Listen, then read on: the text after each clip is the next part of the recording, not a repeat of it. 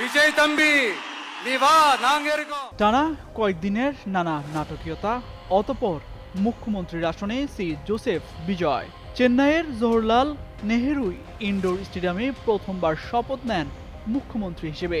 এরপরই কথা বলেন জনগণের উদ্দেশ্যে। প্রথম ভাষণেই নিজেকে পরিচয় দেন একজন সাধারণ মানুষ হিসেবে। সেখানে তুলে ধরেন কেমন হবে তার সরকার, কিভাবে চালাতে চান কার্যক্রম। রোববার সকালে শপথ অনুষ্ঠানে বিজয় বলেন তিনি জনগণকে মিথ্যা প্রতিশ্রুতি দেবেন না, প্রকৃত ধর্মনিরপেক্ষ সামাজিক ন্যায়ের নতুন যুগ গড়ে তুলতে কাজ করবেন। একই সঙ্গে তার সরকারের কাজ মূল্যায়নের জন্য জনগণের কাছে যুক্তিসঙ্গত সময়ও চান তিনি।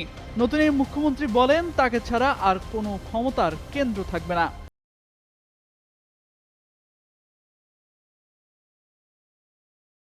তার এই মন্তব্যকে জোটসঙ্গীদের চাপমুক্ত থেকে সরকার পরিচালনার বার্তা হিসেবে দেখা হচ্ছে।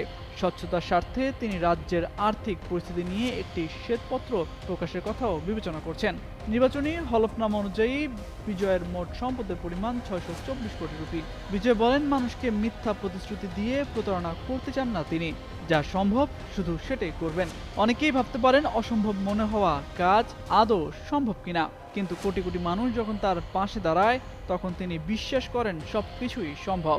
এই সময় মঞ্চে উপস্থিত জোটসঙ্গী নেতাদের প্রতিও কৃতজ্ঞতা প্রকাশ করেন বিজয়।